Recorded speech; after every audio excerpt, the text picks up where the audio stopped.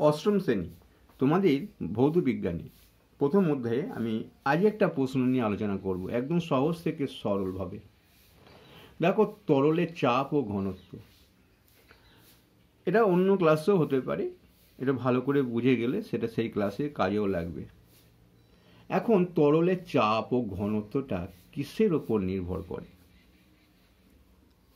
তরল তো আমরা জানি, জল, দুধ, তেল, এগুলো তরল জাতীয় পদার্থ।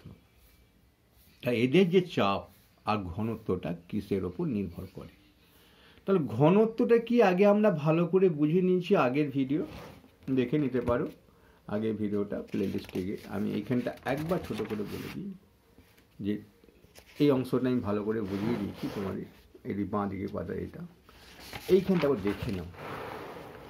এখানে একটা নুন জলের বোতল ছিল আর একটা শুধু সাধারণ জলের বোতল ছিল, মানে বোতল নয়, মানে বোতল ছিল। একই মাপ, কিন্তু একজনের ভর বেশি, দুজনের সমান সমান ভরা হয়েছে, কিন্তু একজনের ভর বেশি।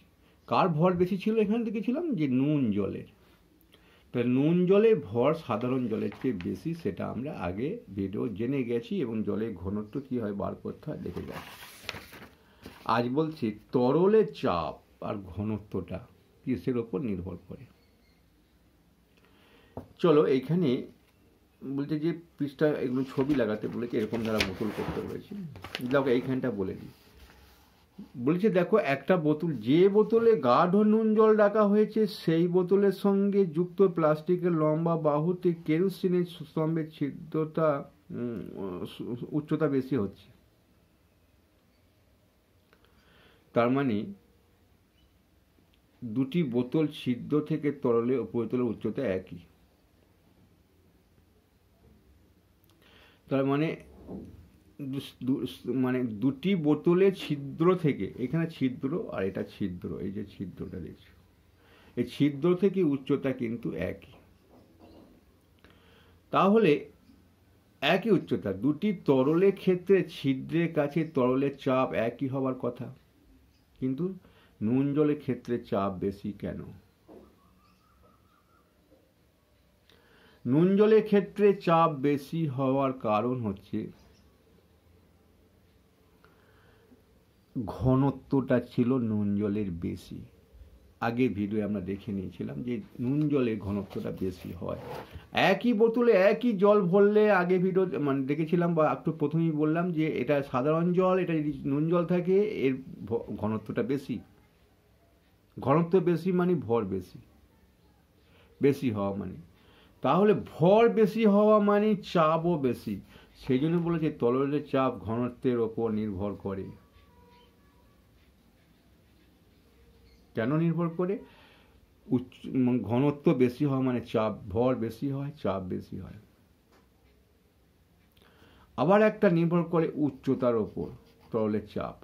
হ্যাঁ, সেই জন্যে বাঁধের তলাটা কংক্রিট করা হয়।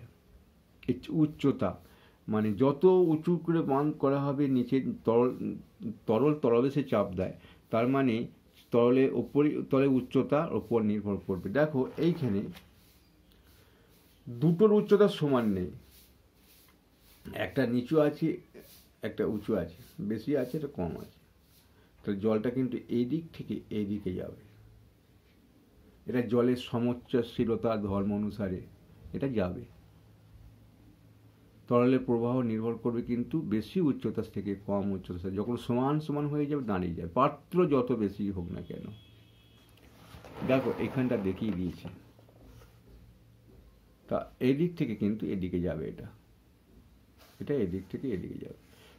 এটা তরলের সমোচ্চশীলতার ধর্ম, সম উচ্চশীলতার ধর্ম। তরল কিন্তু সমান উচ্চতায় সব সময় থাকতে চায়।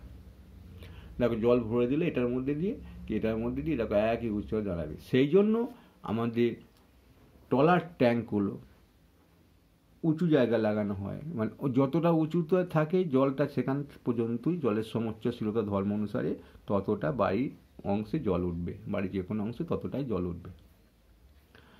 আর যত উঁচু হবে চাপও তত বেশি হবে, অনেক দূরে জল পাওয়া যাবে ট্রলার ট্যাঙ্ক থেকে। ট্রলার ট্যাঙ্ক যত উঁচু হবে তার চাপ বেশি হবে, জলের চাপ বেশি হলেই অনেক দূর পর্যন্ত জল ঠেলা যাবে। মানে দিতে পারবে। যাই হোক, আমরা সেই বাস্তব ধারণার সঙ্গে এটা একটু বুঝে নেওয়ার চেষ্টা করলাম। তাহলে তরলের কতটা চাপ দেবে সেটা কিন্তু ওই স্থানে তরলের পরিতলের উচ্চতা এবং ঘনত্বের ওপর কিন্তু নির্ভর করে।